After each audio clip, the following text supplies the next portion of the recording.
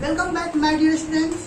आज मैं आप लोगों को काव्य खंड का एक्सरसाइज 2 जो पद आज मैं उसको कंप्लीटली पढ़ेंगे, है ना। एक एक लाइन एक एक शब्द का अर्थ समझेंगे, तो आप लोग इसको ध्यान से समझिए, है ना। और जो सूरदास के द्वारा लिखा गया ये कविता है, ये ब्रज भाषा में लिखा गया है। यदि आप लोग इसको समझना चाहते हैं तो ध्यान से समझिए, है ना।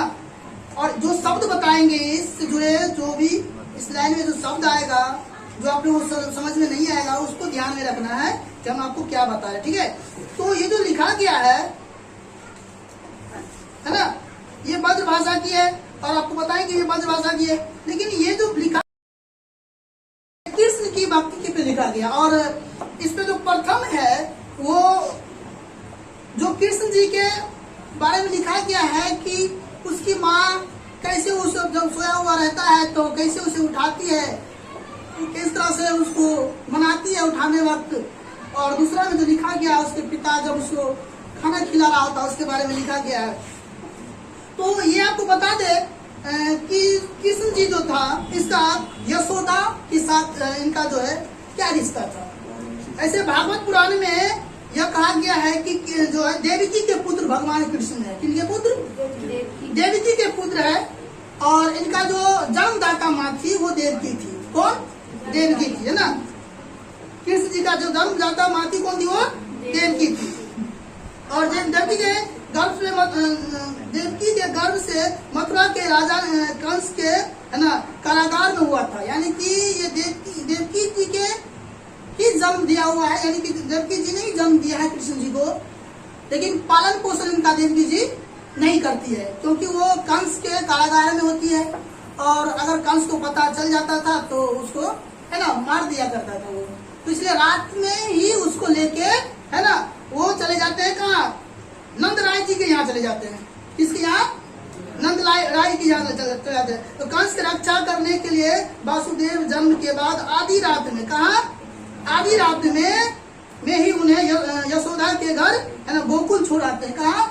गोकुल। यानी कि कृष्ण जी के पालन पोषण कहाँ हुआ? बचपन कहाँ बीता? गोकुल में। किसके यहाँ?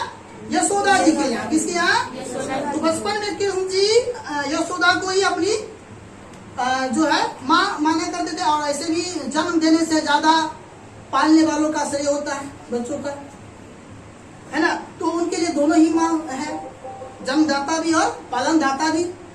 तो उनके जन्म के बाद जब उसको ले गया, कहा?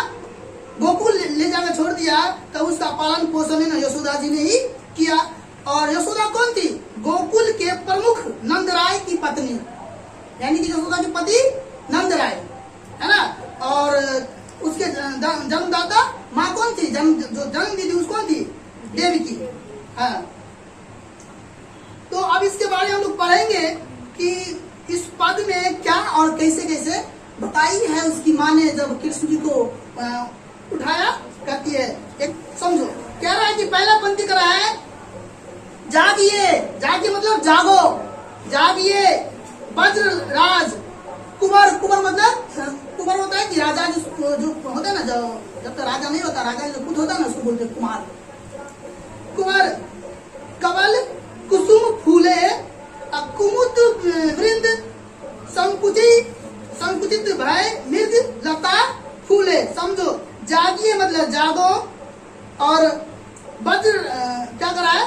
वज्रराज कुंवर मतलब वज्र के राजकुमार। किसके? वज्र के राजकुमार। वज्र के राजकुमार। कमल मतलब कमल का फूल। कुसुम मतलब लाल रंग का एक फूल होता है, जो मतलब कमल के फूल की प्रजाति का होता है ना, उसको बोला जाता है कुसुम। लाल रंग का ही फूल होता है ना। कुमुद कमल की कुमुद जो होता है कमल की जाति की भी एक फूल होता है छोटा, है ना। वो फूल क्या होता है? कुमुद फूल क्या होता है? जो तुमको रात में खिलता है और दिन में क्या हो जाता है? वो फिर मुरझा जाता है। कुमुद मतलब क्या होता है? वो फूल गुलाब के फूल की प्रजाति का होता है। और इसके बाद क्या है? वृंद मतलब समूह, मृग मतलब भौरा। मतलब क्या हो रहा है? इसका अर्थ क्या होगा? समझिए, कह रहा है कि कौन कहती है? यशोदा माँ कहती है अपने बेटे से, कृष्ण से, सुबह हो गया, सुबह होने पर जा रही है ना, वो अभी कहती है कि वज्र के राजकुमार, किसको कहती है? कृष्ण जो कहती है, हे वज्र के राजकुमार अब जागो, कमल पुष्प खिल गए हैं। कमल का पुष्प क्या हो गया है? खिल गए हैं, है ना, कमल पुष्प खिल गए हैं तथा कुमुद भी बंद हो गए। कुमुद यानी कि वो पुष्प जो रात को खिलता है, सुबह होते क्या जाता है? बंद हो जाता है। वो फूल क्या हो गया हो, है ना, बंद हो चुका है ना। भौरे कमल के फूलों पर मंडराने लगे। भौरे क्या होता है?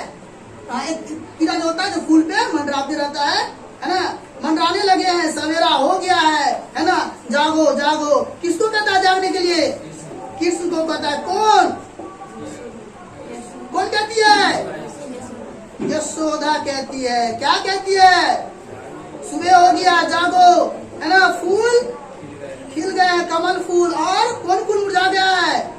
कुमुद का फूल भी बंद हो चुका है, भौरा फूल पे मंडराने लगा है। नेक्स्ट लाइन कह रहा है बेटा, तमुचुर खद रो करत बोलत बनराई, राभती को खरी कनी में बचराहित धाई। तमुचुर देखो, ये जो है ब्रज भाषा की कविता है। इसका शब्द को नहीं समझोगे तो समझ में नहीं आएगा, इसलिए समझो। तमचुर मतलब होता है मुर्गा का रंभान, यानी मुर्गा जो आवाज नहीं होता है उसको बोलते हैं तमचुर, है ना। खर मतलब चिड़िया, खर मतलब चिड़िया, और रो मतलब दहाड़। तो क्या हुआ? मुर्गा और चिड़िया और दहाड़, बोलत मतलब बोलना हो गया। अपन राई मतलब पेड़ पौधे, क्या चीज? पेड़ पौधे। रामभती मतलब रंभाती है ना, और खरी कनी मतलब बाड़ों में। तो इसमें इसके क्या कर रहा है कि मुर्गे बांग देने लगे हैं और पंछियां चहचहाना शुरू हो गया है, और शेर दहाड़ सुनाई देने लगी है ना। शेर की दहाड़ क्या होने लगा? सुनाई देने लगी है। और गौशाला में गाय, है ना, बछड़ों के लिए भी रंभा रहे हैं, और दूध दूहने के लिए समय हो चुका है। कौन कह रहा है? यशोदा कहती है। किससे? कृष्ण से कह रहा है, कहती है कि जागो। और नेक्स्ट इसके बाद है, विदुर मलिन रवि प्रकाश गावत नर नारी, सूर्य श्याम प्रातः उठे, है ना, अंबुज करधारी। विदु मतलब होता है चांद, और मलिन मतलब होता है धुंधला, और रवि मतलब सूरज। प्रकाश गावत नर नारी, प्रकाश हो गया, नर नारी क्या करा? गा रहा है ना। सूर्य श्याम, श्याम मतलब श्री कृष्ण प्रातः उठे। अनबुज मतलब होगा कमल, अनबुज मतलब कमल होगा, है ना। चंद्रमा छुप गया है तथा सूरज निकल आया है। नर नारियां प्रातःकालीन गीत गा रहे हैं, है ना। इसलिए मेरे प्यारे श्याम दुलारे, मेरे सुंदर, है ना, कृष्ण प्यारे, अब उठ जाओ। सूरदास कहते हैं कि यशोदा बहुत ही पुरस्कार कर, दुलार कर श्री गोपाल को जगा रही है। किसको? कौन जगा रही है? यशोदा जगा रही है। किसे जगा रही है? कृष्ण को जगा रही है। नेक्स्ट में क्या करा बेटा? जैनवत श्याम नंद की कनिया कछुक खात कछु धरनी गिरावट, छवि निर्खाती नंद रानिया। कहता है कि जैनवत मतलब भोजन करते हुए, क्या की? भोजन करते हुए, और श्याम तो कृष्ण हो गया, और नंद मतलब कृष्ण के पालनहार, गोकुल के प्रमुख व्यक्ति, गोकुल के प्रमुख व्यक्ति जो उसको पाला, मतलब उसकी रक्षा में रहा करते थे, है ना, पालनहार। तो नंद मतलब कृष्ण के पालनहार, गोकुल के प्रमुख व्यक्ति। और इसके बाद कन्या मतलब गोद होता है, कन्या मतलब गोद होता है। और धरनी मतलब होगा धरती, धरनी मतलब धरती। हाँ, समझो क्या करा इसमें कि इसमें इसको जब भी लिखना ना, तो इसको तो जरूर लिख देना कि यह पाठ जो है दिगंत पाठ 2 से लिया गया है, यह, है ना, ये जो है सूरदास के द्वारा लिखित पद से लिया गया है। इस तरह से इसको लिख देना। इसको समझो बेटा क्या करा है, इसका अर्थ क्या होगा, है ना। तो इस पद में सूरदास जी का कहना है कि बालक कृष्ण अपने पिता नंद की गोद में बैठकर भोजन करते हैं। क्या करते हैं? भोजन करते हैं। वे कुछ खाते हैं, कुछ धरती पर गिराते हैं, है ना। उनके इस रूप को देखकर उनकी माँ यशोदा बहुत खुश हो रही है। इस रूप को देख के जब श्री कृष्ण अपने पिता के गोद में बैठकर खा रहे थे तो क्या हो रहा था? कुछ गिर रहा था और कुछ धरती में गिरा था और कुछ खा रहा था। तो इस दृश्य को देख के उसकी माँ क्या होती है? बहुत प्रसन्न होती है। अब जरा क्या चीज? बड़ी बड़ा बेसन बहु भातिनी व्यंजन विविध अग्निया डारत खात लेल अपनो करी कर रुचि मानत दही दोनिया। अब समझो, बहु भांतनी मतलब होगा बहुत प्रकार का। क्या चीज? बहुत प्रकार का। अग्निया मतलब होगा अगन्य। क्या चीज? अगन्य। कर मतलब होता निवाला। क्या चीज? पता नहीं थी बच्चों होगा, तुम लोग तो कहा एक कर खा लो। तो कर मतलब निवाला। दही दोनिया मतलब दही की देनी। दही की देनी। तो बाल कृष्ण यानी कि बालक जो है, बाल कृष्ण के लिए बेसन से बनी बड़ी तथा अन्य प्रकार के अगणित व्यंजन बने। अगणित मतलब क्या होता है? बहुत ज्यादा, जिसको हम गिन नहीं सकते। अनगिनत क्या है? व्यंजन बनाए गए हैं, है ना। श्री कृष्ण कभी अपने पिता के हाथ से तो कभी अपने हाथ से निवाला लेकर बहुत खुश हो रहे हैं।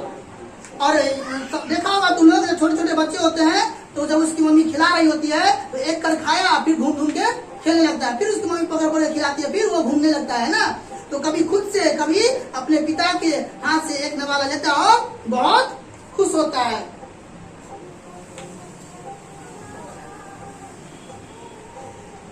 नेक्स्ट में कह रहा है पंक्ति बेटा, मिश्रित दही माखन मिश्रित करी मुख नावत छवि धनिया आपुन खात नंद मुख नावत सो छवि कहत बनिया। अब समझो, मिश्रित मतलब होता है मिलाना, नावत मतलब डालते हुए, छवि धनिया मतलब रूप देखकर धन्य हो जाना। कहत न बनिया मतलब अत्यंत दुखी में शब्द में से न निकलना, यानी कि अत्यंत दुखी में शब्द न निकलना। जब आदमी बहुत क्या हो जाता है? दुखी हो जाता है, तो कोई शब्द जब नहीं निकलता है उसके बारे में कह रहा है ना। तो इसका क्या होगा? वो जब वो अपने पिता के हाथ से कभी लेता था, कभी अपने हाथ से लेता था, क्या होता था? वो बहुत ही खुश होता था। लेकिन थाल में तो सभी व्यंजन में उन्हें दही सबसे अच्छा लगता था, है ना। मिश्रित दूध और माखन बालक कृष्ण बहुत चाव से खाते हैं। इन सभी को मिलाकर जब वो अपने मुख में डालते हैं तो यह मनोहर दृश्य देखकर माँ यशोदा है ना धन्य हो जाती है। जब वो सब कुछ मिला के अपने मुख में क्या करता है? वो डालता है। तो यशोदा माँ जब उसे देखती है तो क्या हो जाती है?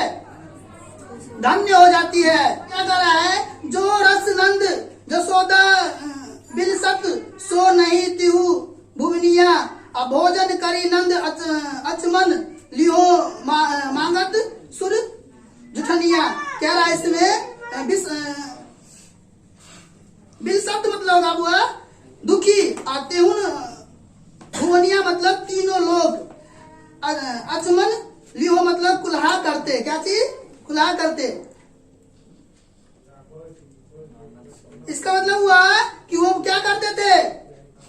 वो इतनी प्रसन्न हो जाती थी माँ देख के। नन्हे कृष्ण अपने लियाओं से अपने माता पिता नंद को यशोदा को इतनी दुखी दी है जो तीनों लोक में कहीं किसी न मिले हो, है ना। भोजन करते के पश्चात बाला कृष्ण अपने पिता नंद के साथ, है ना, कुल्ला कर रहे थे। इसे देखकर सूरदास इसे भाव विभोर हो जाते हैं कि वे चाहते हैं कि कम से कम उनका जूठा ही मुझे नसीब हो जाए। कौन कहते हैं ये बात? कौन कहे? सूरदास कहते हैं। तो ये जो है क्या था?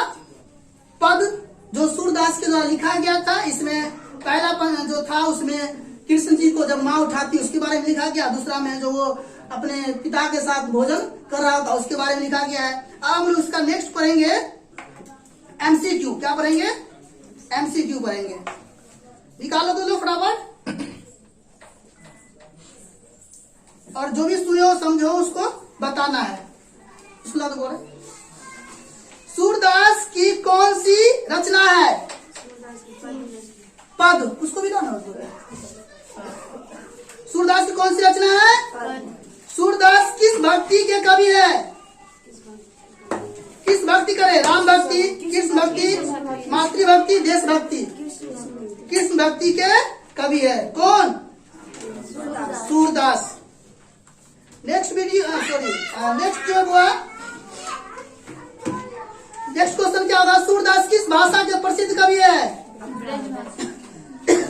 ब्रज भाषा के। वत्सलय के विश्व में अद्वितीय कवि कौन है? कौन है? सूरदास। नेक्स्ट क्वेश्चन, सूरदास किस धारा की कवि है? कृष्ण छही धारा के। कृष्ण कहाँ बैठकर भोजन कर रहा है? नंद जी के गोद में, यशोदा माँ के गोद में, यमुना के गोद में, नंद जी के गोद में। प्रस्तुत प्रथम पद में कृष्ण को किसको सूचना दी जाती है? भोर होने की। सूरदास किन्हीं साहित्य के किस काल के कवि है? भक्ति काल। कौन सी रचना सूरदास की नहीं है? सूरसागर, साहित्य लहरी, सुरसावली, सतसय। कौन सी रचना सूरदास की है? सतसय, दोहावली, सुरसागर, गीतवाली, गीतावली, सुरसागर। सूरदास किस चीज के भूखे हैं? कृष्ण की जूठन, खाने की, जूठन की। सूरदास की अनुमानित जन्म तिथि क्या है? सूरदास की अनुमानित जन्म तिथि क्या है? 1478 ईस्वी। निम्नलिखित में कौन सा कवि अष्टछाप का नहीं है? सूरदास, कृष्णदास, जायसी, कुमानंद दास, जायसी। कछुक खात कछुक धरनी गिरावत छवि निखरती नंद रनिया में कौन सा अलंकार है? उपमा, रूपक, यमक, अनुप्रयास, अनुप्रयास। कवल कुसुम फूले नर नारी सुर श्याम में कौन सा अलंकार है? उपमा, अनुप्रयास, रूपक, यमक, अनुप्रयास। साहित्य लहरी किनकी रचना है? साहित्य लहरी सूरदास की। प्रथम पद में गाय किस ओर दौड़ती है? बछड़े की ओर। सूरदास के गुरु का नाम? वल्लभाचार्य। सूरदास किस मार्ग के दीक्षित हुए? पुष्टि मार्ग। वल्लभाचार्य ने मिलने के पूर्व सूर्य किस भाव के पद गाते थे? धन्य। इससे पहले का एमसीक्यू करवाए थे। द्वितीय पद में किस खाद्य पदार्थ का उल्लेख नहीं हुआ है?